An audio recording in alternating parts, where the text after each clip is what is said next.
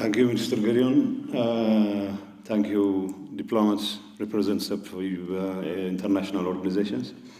I'm not particularly proud I was able to draw this crowd because I'm drawing this crowd for all the wrong reasons. If it was only about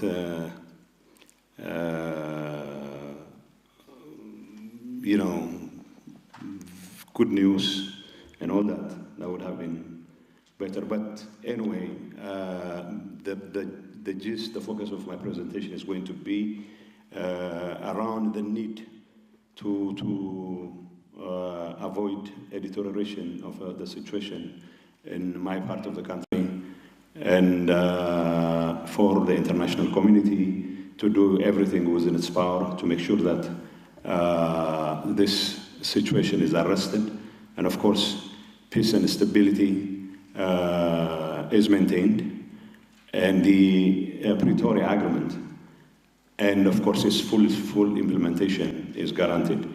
So it's my hope and expectation that the brief explanation I gave would, as Minister Gideon has pointed out, be informative, and at the same time it will give you an opportunity to calibrate the kinds of support you would give the people of Tigray, so that whatever deteriorating security situation there is not going to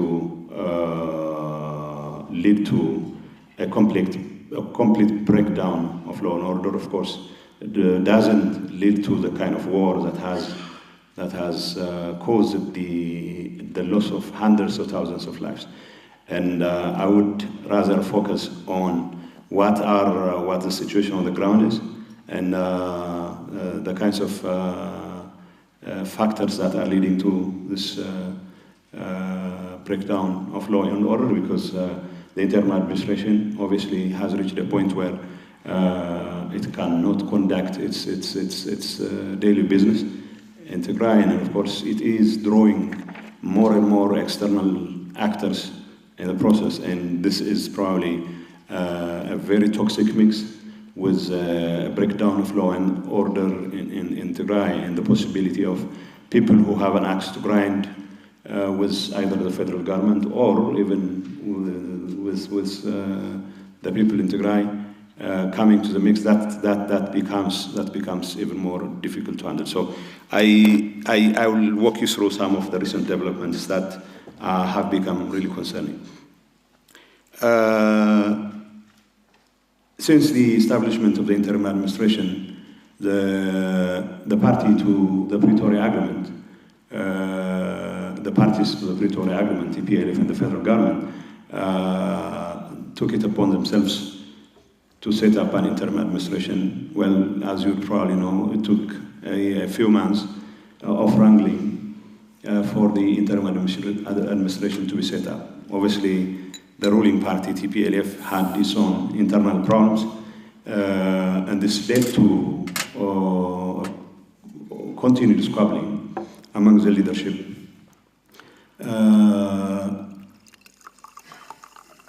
But at some point, the leadership was not able to address its internal problems, and it led to a splinter of the very organization. The faction that obviously decided to conduct its own Congress, despite opposition from the Federal Electoral Board, decided that it was the only entity entitled to determine the nature and the composition of the interim administration, without, of course, the consultation with the federal government. This led to a takeover of various zones and various localities in Tigray by this group, denying the interim administration access to significant parts of Tigray. And of course, our hope and expectation was for the interim administration to conduct its business in a matter of a year and a half. But despite the best of our efforts, or the best of the efforts of people who were really focused on discharging their responsibilities as per the Pretoria Agreement, the kinds of impediments that were being put by this faction of the TPLF made it almost impossible for the interim administration to conduct its business. Of late, you see, as part of the Pretoria Agreement, we have embarked on disarmament and demobilization and reintegration process. It was a success, quite a success when we launched it, but there have been setbacks here and there. Unfortunately, some members within the TDF, some members within the TDF leadership decided to recognize that faction, the faction that has conducted Congress as the only legitimate authority in Tigray. And obviously, such a decision flies full in the face of the Pretoria Agreement, because the interim administration's composition or structure or even continuity can only be maintained in consultation with the federal government. So, although we have different views with regard to which faction is legitimate or illegitimate, the fact that this particular faction obviously was given some sort of blessing by some members of the TDF leadership simply means that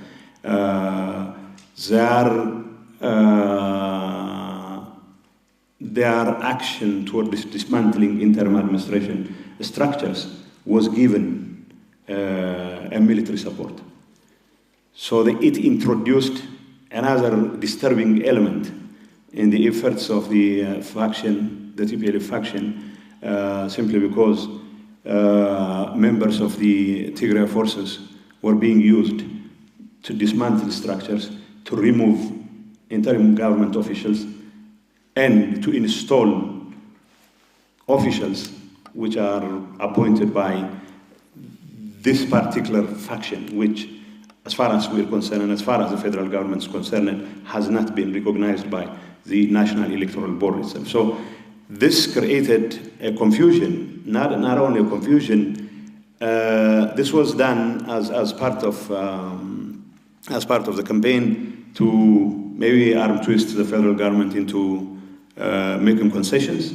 That's for the federal government to decide, but the fact that it made it difficult for the interim administration to carry out its activities, especially the most important activities such as the return of IDPs and other important components of the Pretoria Agreement simply meant that chaos had to ensue. And of course, we have reached a point now where, apart from northwestern Tigray and central Tigray, which have long been taken over by this faction of the TPLF. Now we have reached a point where even administrations in the capital, Magala, are being forcibly seized by this faction. Appointees by the interim administration are being rounded up.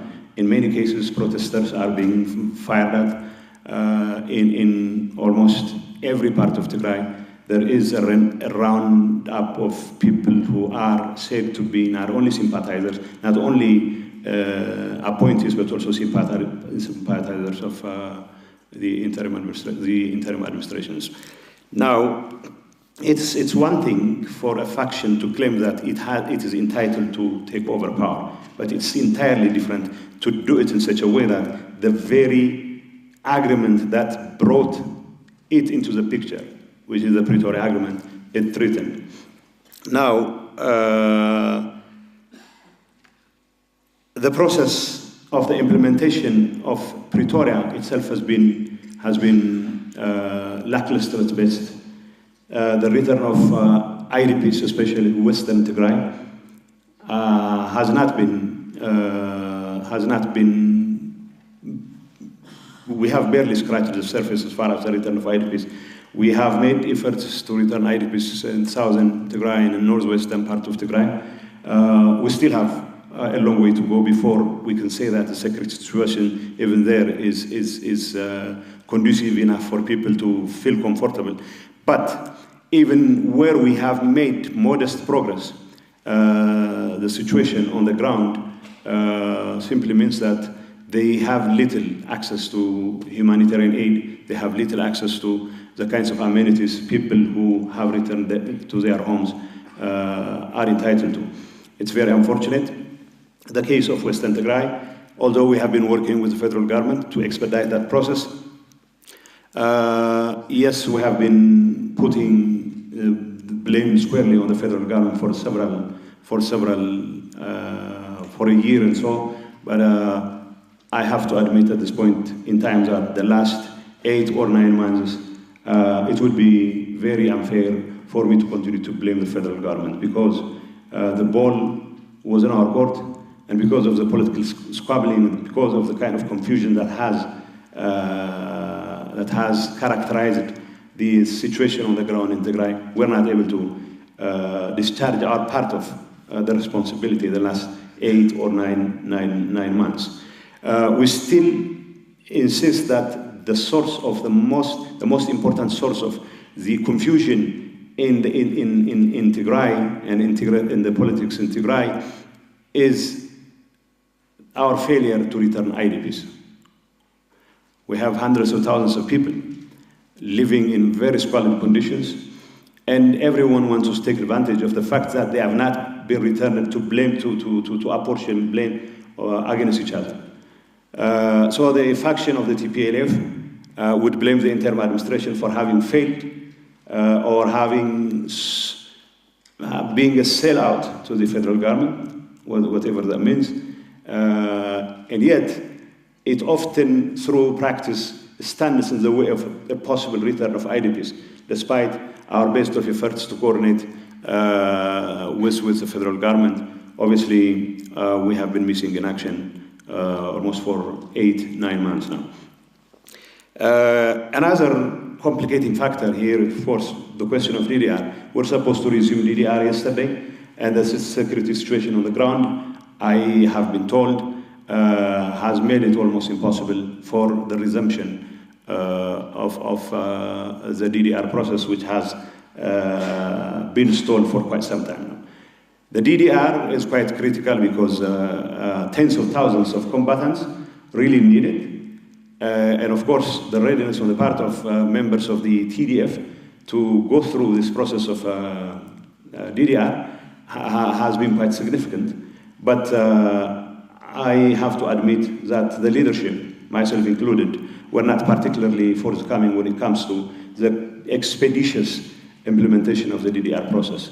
Although the Rehabilitation Commission has rightly declined to go ahead with the process because of the situation on the ground, it's my hope and expectation that with the right mix of support by the international community, by the federal government, and some sort of semblance of stability in Tigray, we'll be able to resume it because it's going to be very critical.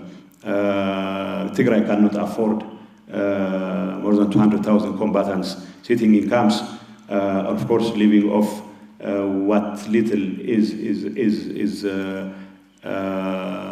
left of the federal block grant the federal government makes available for Tigray, which is not much as far as I'm concerned. So it has been a very difficult thing to carry out, not because there was no willingness on the part of the combatants, or even here, although I have written a letter blaming the federal government for standing in the way of the process, I have to admit that maybe that was a bit of a stretch because as far as we're concerned, there was also failure on our part, and we should also take part of the blame. In fact, the most important portion of the problem, especially at this point in time. This crisis, political crisis in Tigray, also means that with the support of some officers, high-ranking officers I'm not saying this is shared by every TDF higher officers. There are some who, for one reason or another, assume that the best option for Tigray is to continue to support one faction of TPLF. And that faction of TPLF has also members, senior members, who feel that it is very difficult to trust the federal government. So naturally, they are inclined to find greener pastures elsewhere. And unfortunately, those greener pastures are not quite reassuring as far as the stability of Tigray is concerned. So there are some who reach out, for example, to our friends, the other side of Marab, the Eritreans, assuming that some sort of collusion with them would give them a much better bargaining position, or better still, a cloud, not only a cloud, but also a leverage against the federal government. This is not shared by every member of the leadership, both political and military, but so few influential members of the military top brass and the political leadership entertain such illusions. And of course, that means those who feel that they have an axe to grind against the federal government, or those who feel that they had an unfinished business in Tigray because of the Pretoria Agreement would take that opportunity to try and wreak havoc. And this is probably the most serious threat we continue to face. And here, it's one thing to work expeditiously for the return of IDPs, for the implementation of the DDR program, but also I would like to take this opportunity to once again blame the federal government for withdrawing what little military presence it had in the international borders between Ethiopia and Eritrea. That has made it difficult for us to control the borders. And that has given an opportunity for these rogue elements within either the TPLF or within the military to use that as a stepping ground for all kinds of nefarious objectives. And if this continues unchecked, the possibility of such a collusion leading to some kind of casus belli for the federal government is going to be quite large. And we don't want that to happen. We don't want the Tigray to become another battleground because either some elements within Tigray and their collaborators from the other side of the border make some stupid decision, and then Tigray will find itself in a very difficult situation. And the best approach for me to protect the people of Tigray from landing in yet another series of conflict is to make sure that the federal government discharges its part of the responsibility, especially in defending, not only protecting the international borders. Of course, it is the responsibility of the federal government to protect the international borders. I'm not inviting the federal government to come in full force and fight. We don't want that to happen. What we want to see is the federal government doing everything in its power to make sure that Tigray is protected against any possible relapse into conflict. The political division within Tigray doesn't require a federal intervention in the sense of presence of forces, but the federal government should be serious about,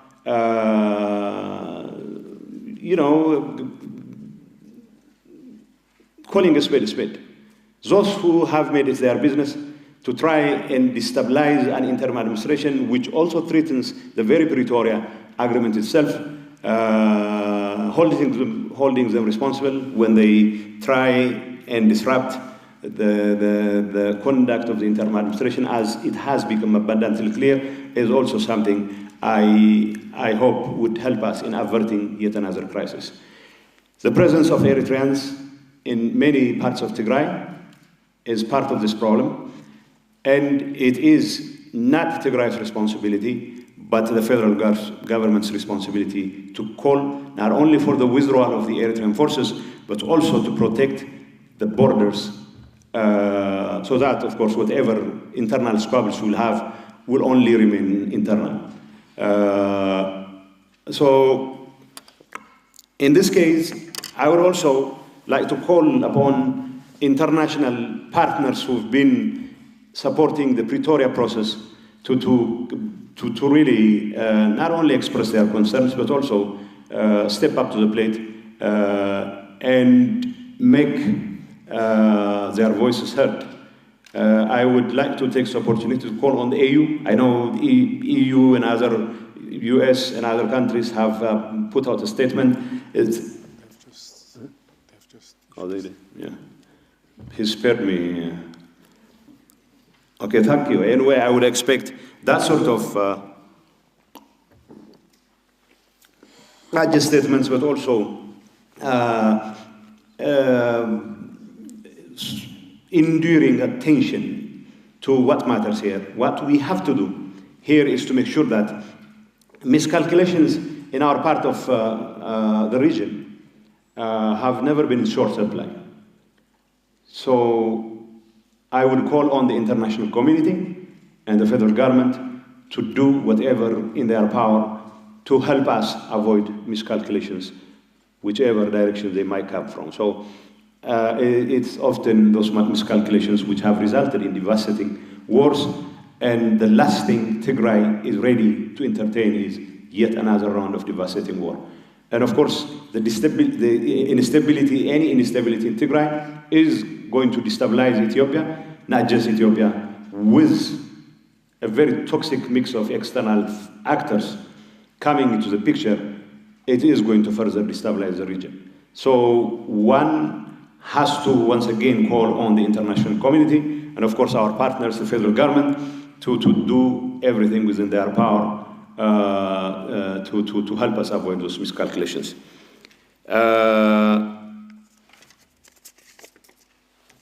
Well, the international community's attention should also involve, for example, calling on all the parties within Tigray, those who are disrupting the activities of the interim administration, or those who feel that the international community hasn't done enough to bring us together and to try and at least show us that they really mean business, that there will be consequences to not behaving properly.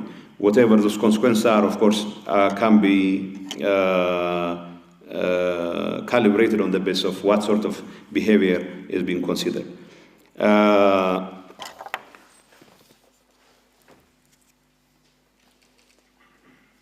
And of course, basic services, including humanitarian aid for Tigray. I know the federal government has been doing tons of things in terms of restoring basic services, in terms of provision of social services such as education and health. There are a number of areas in light of the enormity of the destruction that was wrought on Tigray. We still have a long way to go. It's very unfortunate. Rehabilitation efforts in Tigray have not been really carried out simply because the last 2 years have been spent on squabbling over internal political matters. But for the international community and for the federal government to once again take the opportunity to try and assure the Tigrayan public that they will continue to have access to those basic services. And of course, we still have hundreds of thousands of millions of people depending on food aid, with of course the lack of resources. The problem has become even more acute at this point in time. So once again, not just basic services, but also humanitarian aid and other factors should also be things that we should consider. And of course, the international community and the federal government clearly supports the interim administration, but with the mandate of the interim administration, at least legally speaking, coming to a close very soon, the federal government needs to find a way to make sure that the interim administration, in fact, gets a new lease on life. But if that's going to happen, we have to also make sure that it is given all the means at its disposal to expedite the process of implementation of Pretoria, and of course, until the conduct of free and fair elections. I don't exactly know when those elections are going to be held, but then the focus should be the fullest possible implementation of Pretoria. But final remark I have to say, I would like to reiterate, at this point in time, the situation on the ground in Tigray is characterized by some people, not every officer, some politicians, not every politician, trying to take advantage of the lawlessness, especially in the northern part of the region, to try and work with external actors to destabilize not only the federal government and also the region. And that will definitely have a potential to make Tigray a battleground, and that is the last thing the people of Tigray expect to see. So we call on the international community and the federal government to do everything within their power to avoid a relapse into yet another conflict. Thank you, ladies and gentlemen.